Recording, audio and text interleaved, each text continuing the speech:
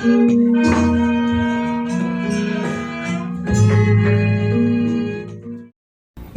bapak, dan saudara, apa yang diungkapkan oleh Guru Agung kita tentang sebab penderitaan sangat menarik. Guru Agung tidak menyatakan bahwa sebab penderitaan itu datang dari luar. Sebab penderitaan itu bukan menempel dari luar ke tubuh kita, ke diri kita, kemudian kita menderita. Tidak. Sebab penderitaan itu muncul, berkembang, persis dari dalam diri kita sendiri. Tidak lain adalah tanha, nafsu keinginan. Ibu, bapak, dan saudara, nafsu keinginan yang tidak dibendung, nafsu keinginan yang tidak diatasi, itulah yang menimbulkan persoalan. Persoalan dan bermacam-macam persoalan. Dan persoalan itu adalah penderitaan. Kalau nafsu keinginan ini diteliti, ditelusuri, ditarik ke belakang,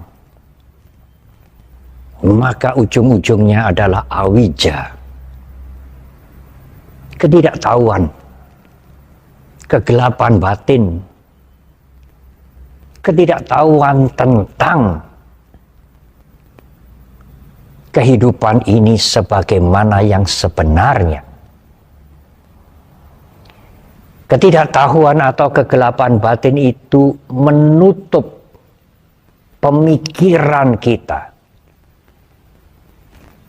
Sulit melihat perubahan. Tidak bisa menerima perubahan.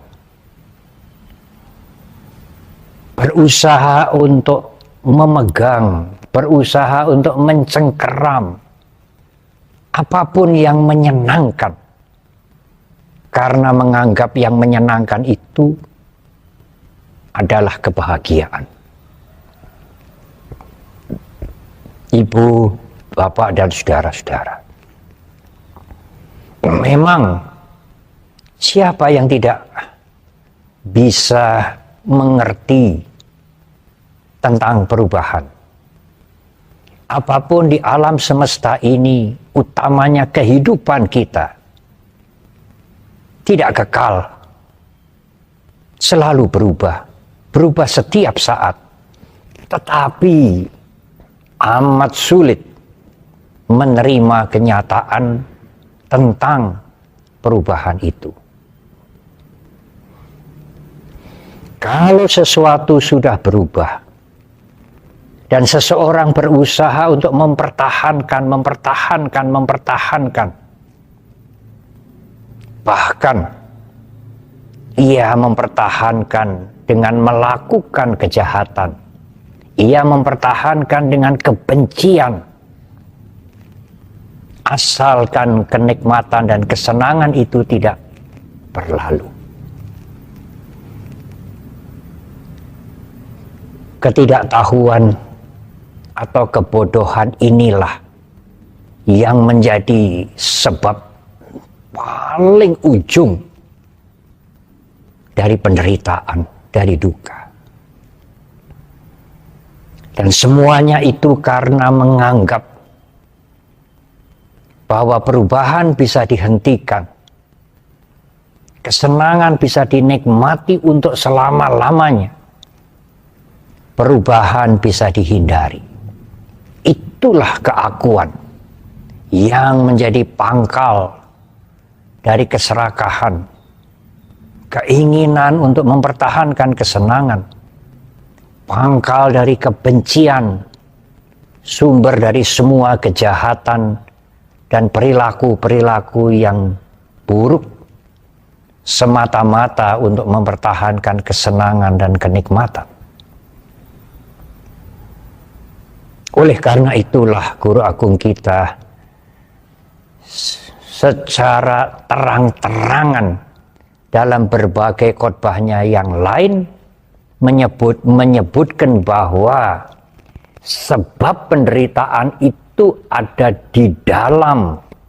dari dalam diri kita, yaitu pikiran yang dibiarkan, pikiran yang tidak dibebaskan dari kotoran-kotoran mental. Kotoran-kotoran mental yang mengotori pikiran itulah menimbulkan keserakahan, menimbulkan kebencian, perilaku yang buruk. Dan itulah sesungguhnya sumber penderitaan.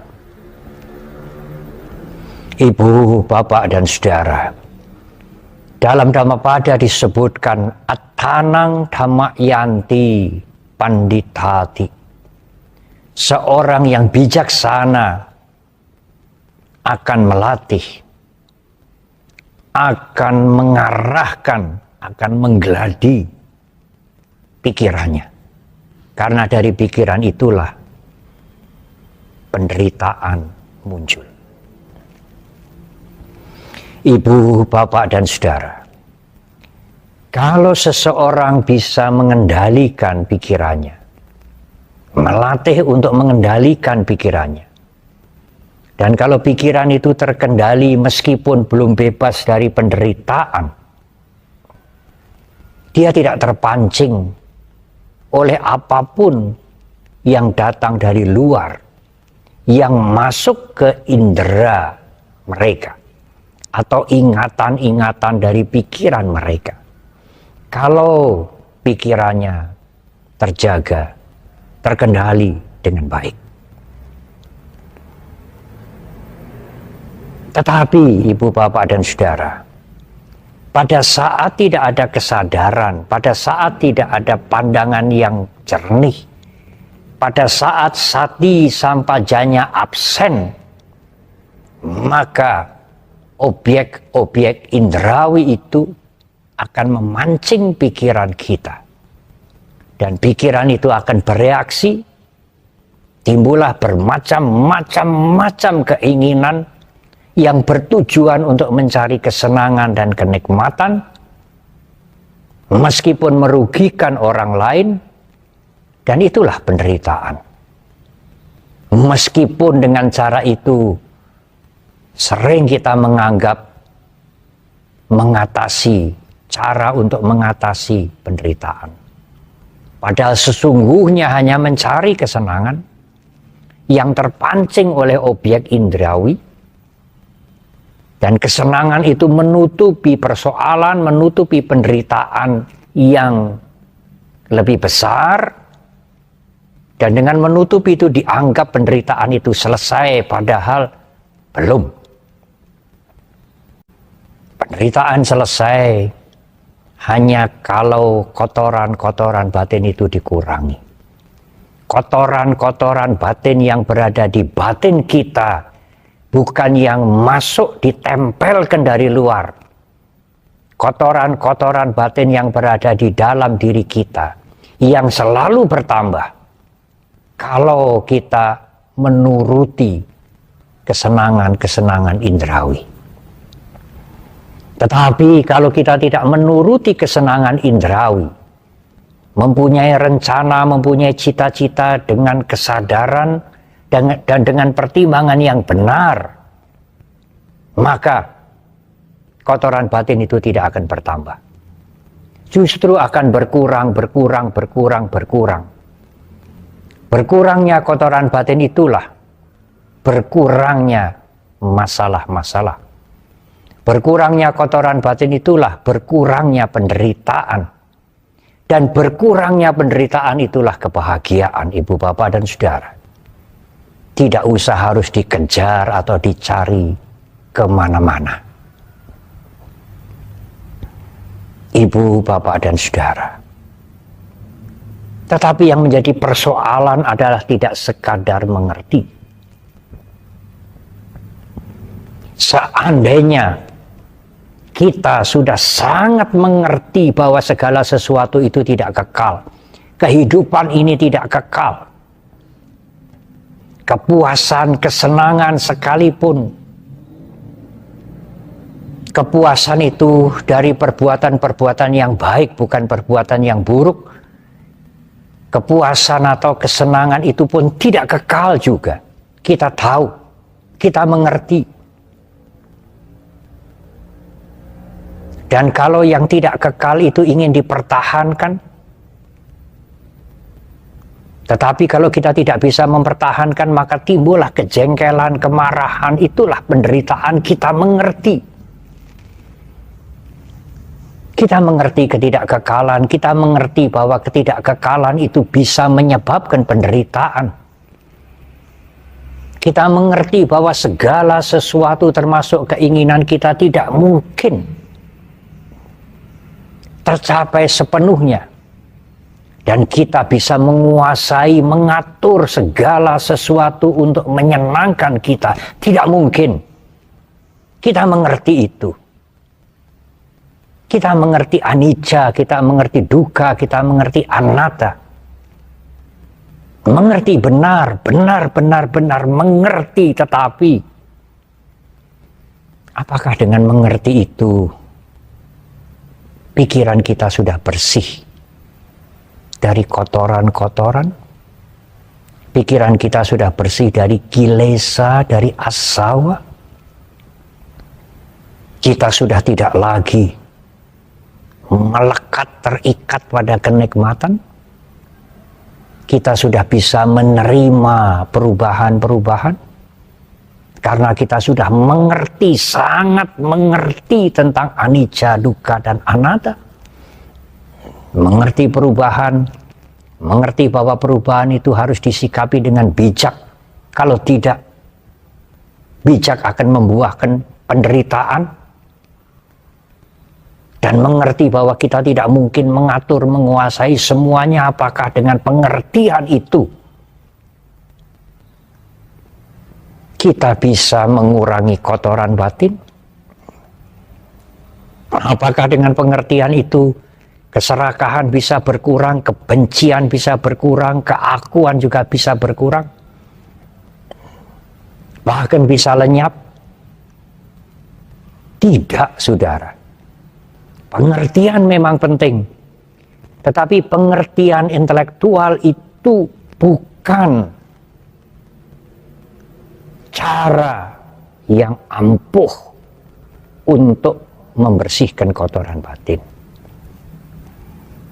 Meskipun kita mengerti perubahan, tetapi kalau kepuasan atau kesenangan yang sedang kita nikmati itu tiba-tiba lenyap, sulitlah kita menerima perubahan itu. Penderitaan mulai muncul. Kalau kesenangan itu sesuatu yang dianggap sangat penting kemudian lenyap, ada kalanya seseorang berusaha mati-matian untuk mempertahankan dan mengembalikan kembali. Apakah kekuasaan, apakah materi, apakah kemasyhuran, dan lain-lain. Bahkan dengan cara-cara yang merugikan orang lain tetap dilakukan. Meskipun dia mengerti perubahan. Meskipun dia mengerti dia tidak bisa menguasai semuanya. Mengapa pengertian yang dimengerti itu masih saja seseorang melakukan hal-hal yang membuta, mempertahankan yang tidak kekal, mencari kesenangan dengan merugikan orang lain karena kemelekatan. Kenikmatan yang sudah menjadi habit, kebiasaan yang dilakukan bertahun-tahun, lama sekali, dengan segala macam cara kemudian lenyap. Sulit itu untuk diterima. Pengertian tinggal pengertian. Tetapi lenyapnya apa yang disenangi tidak bisa diatasi dengan pengertian. melekat, lengket pada yang disenangi, yang bermacam-macam yang disenangi itu tidak bisa diselesaikan hanya dengan mengerti. Kelengketan itu, kecanduan itu, habit itu harus diatasi dengan pengendalian diri. Dengan sanghwara, dengan mengendalikan diri, dengan memegang sila. Yang intinya adalah mengendalikan diri tidak melakukan hal-hal yang buruk, yang merugikan orang lain, merugikan makhluk lain dan dirinya sendiri, tidak dilakukan. Maka dia menutup pintu. Menutup pintu kotoran batin itu, tidak mencari-cari kenikmatan baru. Kalau seseorang mempunyai keinginan baru, rencana, tujuan, seharusnya ia dengan sadar mempertimbangkan lebih dahulu, menyaring lebih dahulu. Apakah keinginan dan rencananya ini baik, berguna, tidak merugikan yang lain, dan mampu dia lakukan. Bukan karena dorongan keserakahan mencari kenikmatan meskipun merugikan orang lain. Selain mengendalikan diri untuk berperang melawan kotoran batin itu,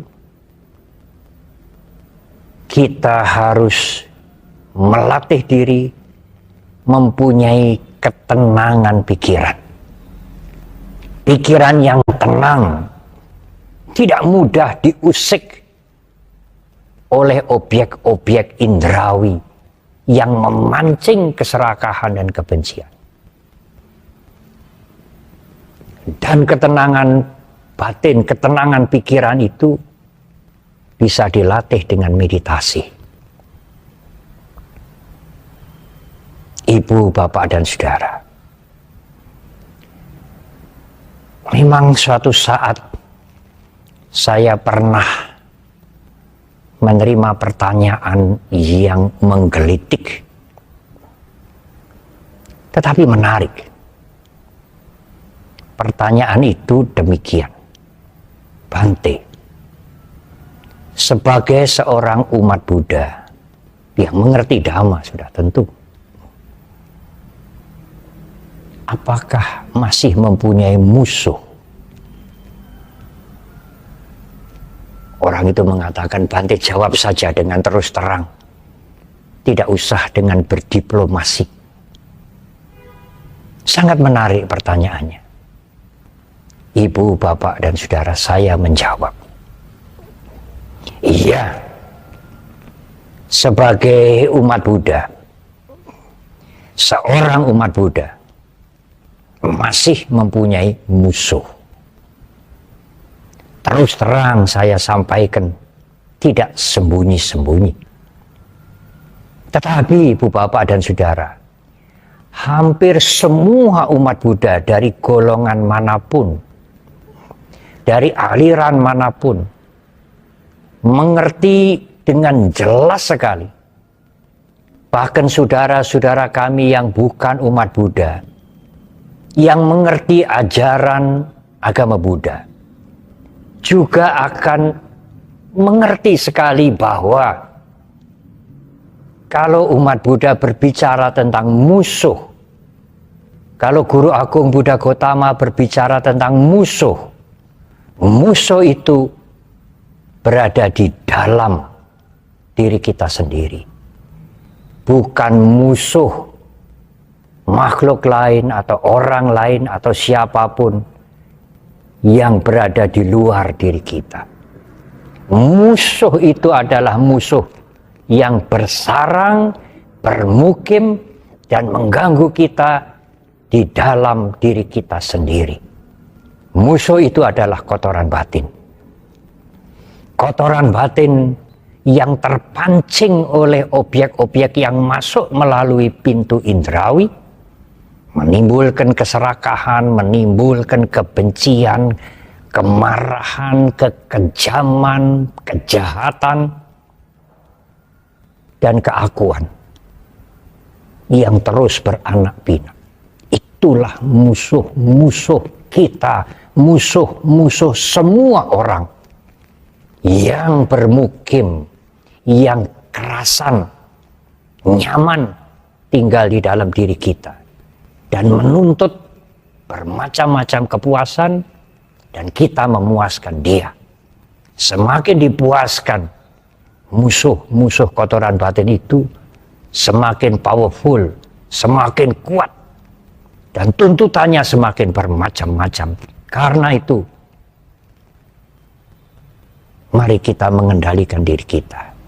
Jangan memberi kesempatan musuh itu mencari kenikmatan, tetapi menyalurkan keinginan dan rencana kita dengan sati, dengan sampajanya, dengan kesadaran, dan dengan pertimbangan yang benar. Yang kedua, saya mengulang kembali, menenangkan pikiran, menenangkan batin kita, mental kita dengan bermeditasi.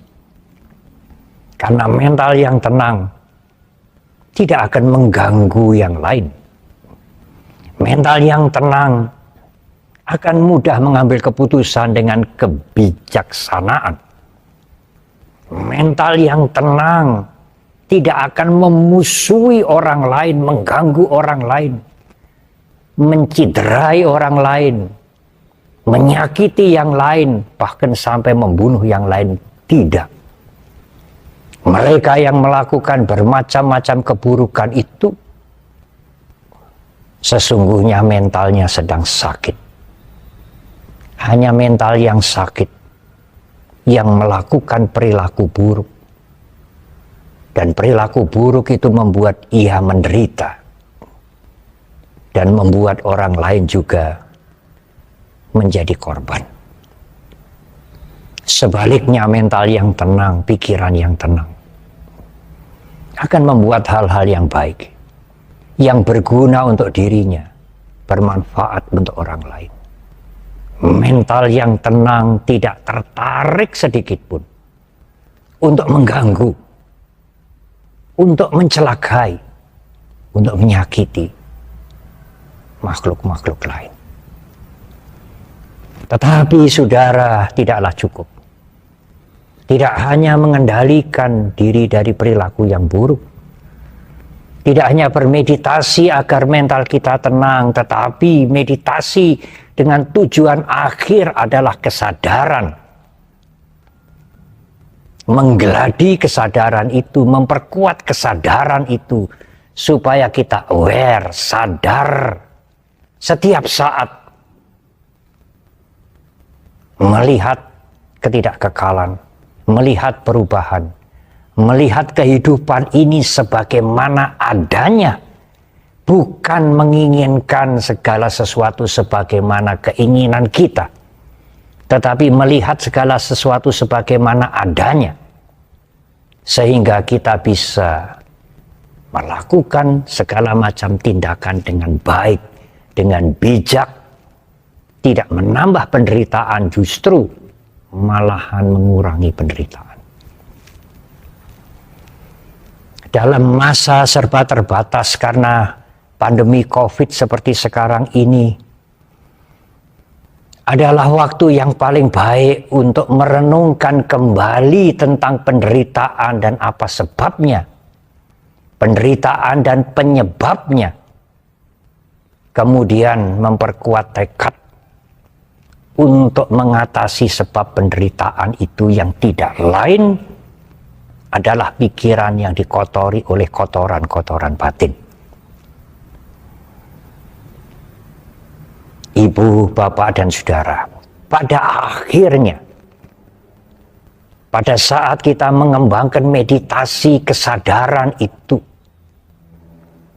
sebenarnya kita tidak lagi berperang. Tidak lagi berperang melawan musuh kita yang di dalam, tetapi mengatasi musuh yang di dalam itu cukup mengamat-amati saja. Karena dengan mengamat-amati itu, kotoran-kotoran batin, arus kotoran batin itu akan menjadi padam. Guru agung kita pernah menyatakan, Janato bikawe pasato asawakayang wadami. Janato bikawe pasato asawakayang wadami. Saya tegaskan para biku dengan mengetahui kalau hawa nafsu, kotoran batin lagi muncul. Dengan melihat kotoran batin, melihat dengan kesadaran. Asawakayang, maka kotoran batin itu akan padam. Ibu, bapak, dan saudara, memang selalu ada pertanyaan tentang meditasi itu tidak mudah, Bante, dan tidak menyenangkan. Iya, kalau dibandingkan dengan menikmati kenikmatan dan kesenangan indrawi, meditasi memang tidak menyenangkan seperti itu. Tetapi berlatihlah. Anda akan menikmati ketenangan mental, ketenangan batin. Anda akan mempunyai kesadaran yang cukup untuk menyadari kalau kotoran batin itu mulai muncul dan memadamkan. Saya ingin memberikan contoh yang sederhana. Kalau saudara-saudara, termasuk saya, yang bukan seorang penerbang, bukan pilot pesawat udara, bagaimana kita membayangkan saja sulit, saudara. Membayangkan pada saat saudara mendekati pesawat udara, pesawat terbang yang sangat besar, yang sering dikatakan jumbo atau megatop, yang beratnya berton-ton dan bisa membawa tidak hanya puluhan orang tetapi ratusan orang terbang sangat tinggi. Bisa 8 kilo, 9 kilo, 10.000 meter, 10 kilo dari atas tanah ini, atas permukaan laut. Dan terbang berjam-jam. Pesawat yang demikian berat sekali membawa ratusan orang terbang jauh di atas tanah berjam-jam. Hanya dikemudikan oleh seorang pilot dan mungkin seorang co-pilot, seorang asisten. Saya, Anda sekalian yang bukan seorang penerbang tidak bisa membayangkan bagaimana menerbangkan pesawat yang sangat besar itu yang membawa ratusan orang berjam-jam. Tentu kita berpikir sangat sulit, sangat berbahaya sekali. Tetapi pilot dan co-pilotnya itu mampu. Mengapa mereka mampu? Apakah kemampuan itu tiba-tiba diberikan oleh kekuatan gaib? Oleh satu miracle? Tidak. Pilot dan asistennya itu berlatih. Berlatih bertahun-tahun untuk menerbangkan pesawat. Dan setelah dia mampu, dia melakukan penerbangan. Dan dia melakukan itu berkali-kali dan bagi dia itu sesuatu yang bisa dilakukan. Dia biasa menerbangkan pesawat yang megatop, yang besar sekalipun.